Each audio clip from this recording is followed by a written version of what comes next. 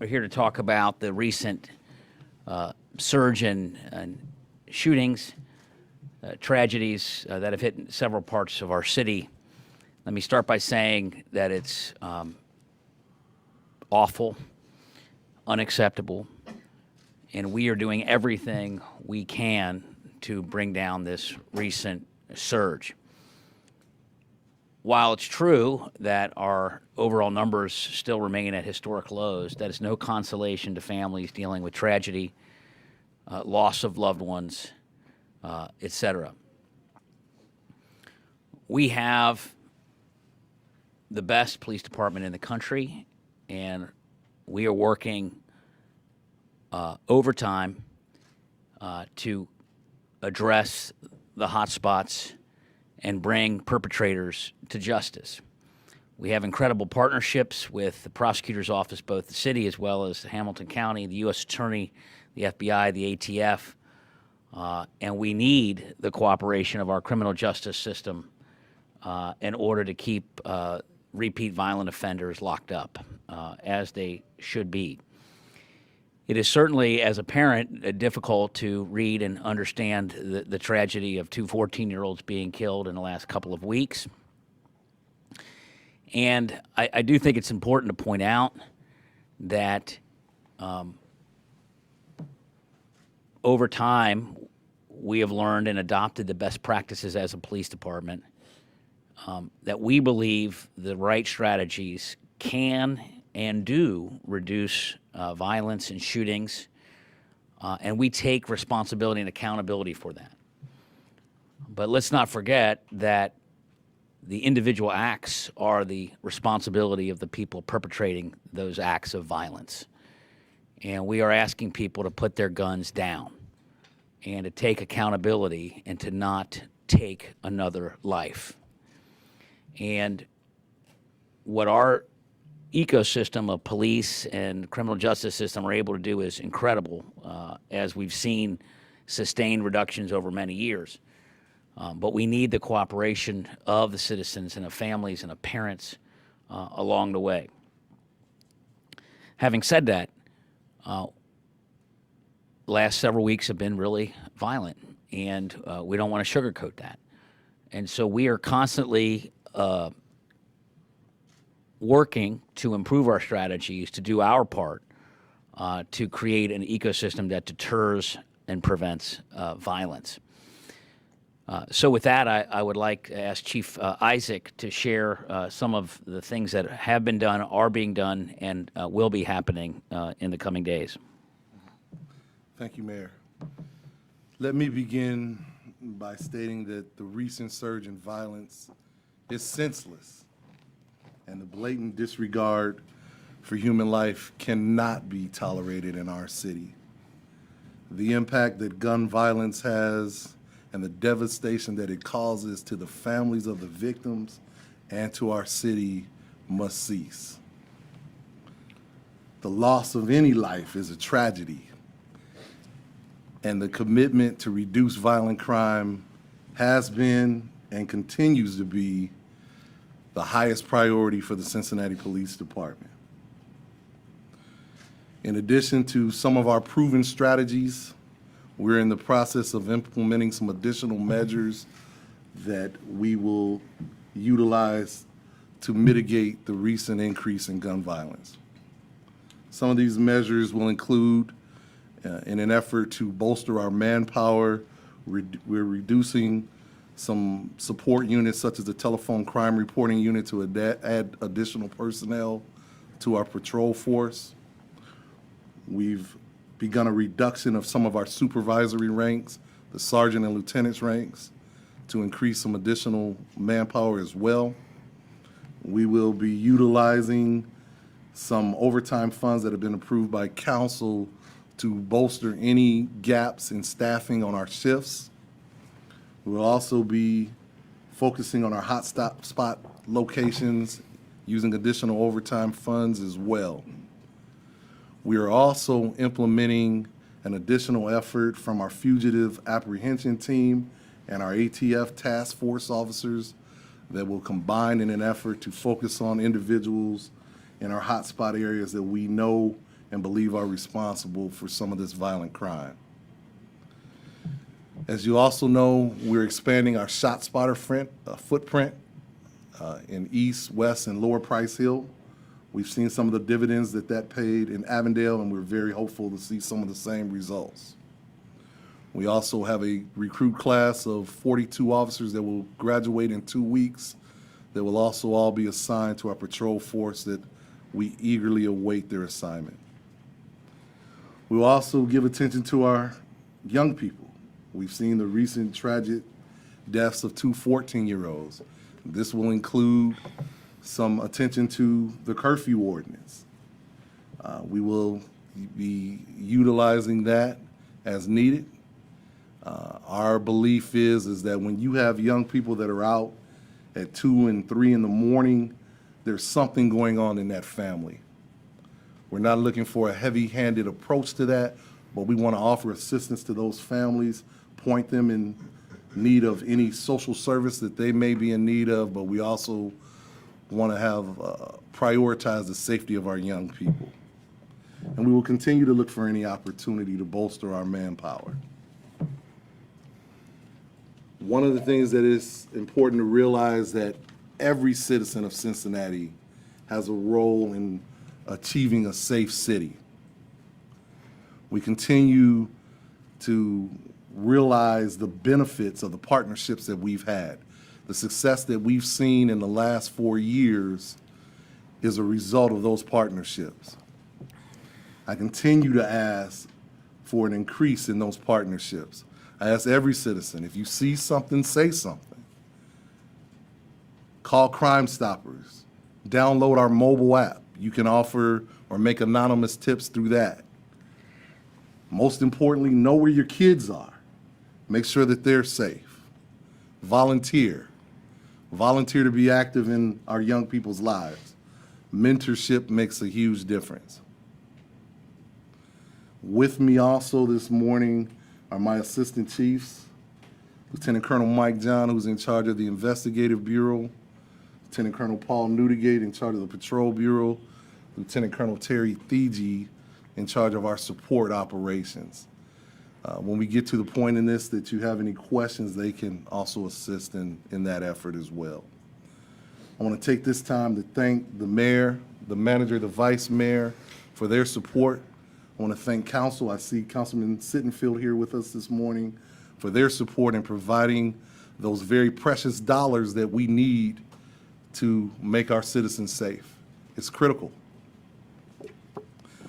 Most importantly, I want to thank the citizens for their support and their help in making our city safe. I'll turn it back over to the mayor or the manager, and then if not, we'll answer any questions that you may have. Well, there has been plenty of talk in the community, as you no doubt know, about a possible turf war involving groups in Avondale and groups in Price Hill. Is that going on, and is that something that Cincinnati Police is taking steps to address? We have our intelligence operations on the ground. That is part of our normal process that we gather intelligence information on any potential feuds or any potential conflicts as they arise. We certainly encourage any citizens that have knowledge of this to provide that information to us. So anytime we receive information like that, we fully address it. We're not going to share intel, but for over 10 years now, we have had a group and gang member approach. And the outreach workers behind me do great work walking the walk every day on the street, interact, gather intelligence. Our officers gather intelligence. We've had call-ins for over 10 years where we bring people in and have conversations. And so it's a never-ending effort to gather intelligence and try to influence and punish groups as well as monitor groups on a rolling basis. Yeah, but understand that is a part of our toolkit. When we have an issue that may involve a group of individuals or albeit a gang, we employ a focused deterrence strategy where we will focus on all members of that. If it's individuals, we will focus on them as high priority offenders. So we look at any opportunity to intervene and interrupt that potential violence. The reason I ask is because there is a family downstairs, well, Cameron Franklin's family that we talked to prior to this news conference, who said they know the police can only do so much. So they're looking to the elected leadership of the city to do more in terms of, and you mentioned parenting and you mentioned volunteering, and those are all important, but to do more to intervene in the lives of young people who they see on Facebook and in social media, acting out, holding guns, doing the gang signs. So I guess the question are there new things that elected leaders can do to address that issue? Young people, 12, 14, 16 years old. They want them identified, investigated, intervened in their lives. Absolutely. I mean, we have and will continue to take a comprehensive approach. I mean, ever since we have adopted really the collaborative agreement and the CPOP method, we have not only taken crime as a individual issue of individual cases, but a comprehensive strategy of outreach, opportunity, intervention. You know, I highlighted a lot of the work of helping people get jobs in my State of the City speech, the Hamilton County Reentry Office, the call-ins that we do that I previously mentioned, the work that the Urban League does, the work that our outreach workers do. We are desperately trying to reach these kids. We have fully funded and available recreation centers, and of course, private sector opportunities like the Boys and Girls Clubs and others. So there is, I think it's fair to say that there is a very generous spirit and outreach that is ongoing. It's imperfect like any effort, but there has been a serious concerted effort over many, many years, and that those efforts are ongoing. And again, that may not provide consolation to the family who recently lost their son, but it's not for lack of effort. And we are asking for, you know, if parents feel that they can't control their kids, come to us and ask for help and let us know who they are and how we can reach out. And, you know, I certainly have made it a practice to walk with Citizens on Patrol, with our outreach workers, to a variety of memorials and to engage in conversations. And I will personally do that on an ongoing basis. I know you asked about elected officials. Vice Mayor Smitherman's here, who's chairman of our Law and Public Safety Committee. I don't know if the Vice Mayor wanted to add anything to that. I just want to say, I want to start off by saying that the police chief, Colonel Fiji, Colonel John, Colonel Newdigate, our captains across our 5 districts, and our patrol officers, our outreach workers behind us have my full confidence. I think it's important for them to know and understand that as the chair of Law and Public Safety, that I have confidence in the plan that they have, and we continue to go over that plan. The chief has agreed to come back in August. When we come back in session, we'll review that plan again at Law and Public Safety. To answer your question, John, there's nothing that takes the place of family.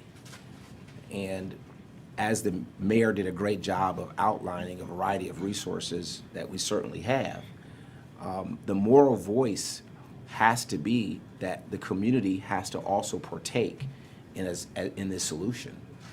And so we need more community involvement. We need more family members. I really appreciated the mayor's comment. If families have family members that need help, reach out to us proactively and share with us. I know that our outreach workers would be wonderful in responding and following back up to those young people. But the government can't solve every one of these issues. This is a collective effort on all of our parts to keep our community safe. Other questions? You talked about the hot spots. We can see where the shootings are, specifically the homicides on the map, but which hot spots are you going to be saturating in particular? As you can see, a lot of these recent shootings have taken place all over the city. There are some locations that we know historically that have had some long-term problems, and we will certainly be giving attention to those. As I mentioned, we're launching ShotSpotter in Lower East and West Price Hill. We'll be giving attention to there. We'll be giving attention to Over the Rhine and some of the other locations as well. Are the homicide detectives overwhelmed? Do you have enough folks being able to work on these cases? And how many of them have you solved? How many have Well, suspects? you know, many of these have occurred recently, so they're in progress. And historically, we've made great progress. We've historically solved well over 60% of our homicides. I'm confident that we will solve the vast majority of those. And of those 40 some odd percent that we don't solve, the vast majority of those, we're very confident in the fact that we know who did them. We just certainly don't have enough to prosecute. Our officers do a tremendous job. To answer your beginning question, yeah, they're tired, but they're dedicated, they're committed, and we'll continue to provide them the best support that we can. Chief, I know you said you're eager for the recruit class to come on board. I know in talking to you over these past many months, you've mentioned the retirements, and so you want that in the pipeline kind of continually.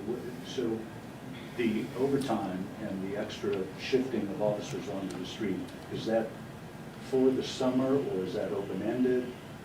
Or how will that work in relation to the recruit class? Yeah, we are eagerly awaiting the graduation of the recruit class, and as I've mentioned many times, attrition is a challenge for us. Something that I continue to lobby for. I've had extensive conversations with the manager about this. We've just started the new fiscal year, and we have been granted a overtime allocation, and the manager and the mayor have both eagerly agreed that right now this is the priority. And until we mitigate this, we will certainly be utilizing our resources in that direction. I want to add a point regarding our judicial system. So as we talk about our police officers arresting anyone who has a gun, who shot someone, my expectation is that that person is not out on bail.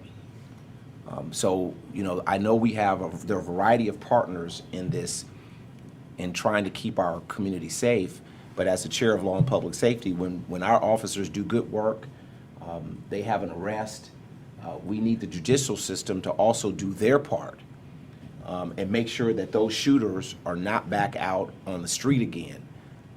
That complicates the issues that we're trying to resolve, and I think it's important for me to articulate that one position. We don't want to see people who have firearms, who've shot people, back out on the street. Is the jail or jail capacity issues, are those factoring into any of these ongoing problems as well? I'm sure it is. There's been an overcrowding issue for years, but what we do want to highlight and to raise awareness and ask for help from our judicial partners to prioritize violent offenders over all others. To follow up on what the Vice Mayor just said, in my State of the City speech last year, if you remember, I talked about not just the great heroics of our officers at Fifth Third shooting, but that within the same week, there was a multiple victim shooting at Stanley Row Apartments in the West End, and our officers did great work. The individual who was the target of that drive-by shooting had been charged with violent offenses, and our police department had begged the judge not to allow the individual out on bail. And the judge did not listen, and that person was out on bail, and we predicted that individual would be targeted for retaliation. In that case, two completely innocent bystanders, including a woman in her 70s dealing with cancer, was shot for no other offense than happened to be at the wrong place at the wrong time. No different, frankly, than what happened at Fifth Third. Just a couple weeks ago, as you all may remember, Vice Mayor Smitherman's office in Bond Hill had a murder outside in a car, and the person who committed that offense, who's been charged with that offense, is out on bail right now. And the fact is that a very small number of people commit a disproportionate number of the shootings. I'm happy to report that the vast majority of our fellow human beings do not engage in violence, in shootings.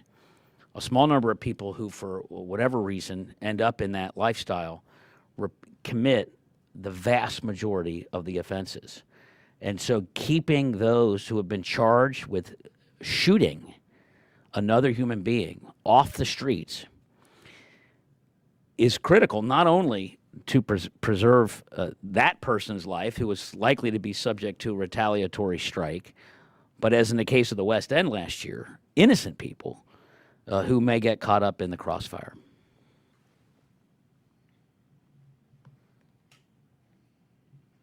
Okay, well, let me conclude by thanking our brave men and women out on the streets. They do a phenomenal job every day. The work that they do, I'm just in awe of them. They work long hours, they're under tremendous stress, and they respond to the call every time it's received. I don't want that to be lost in anything that's been said here today. The great work that they're doing, and really offer our thanks to them. So thank you all. Thank you.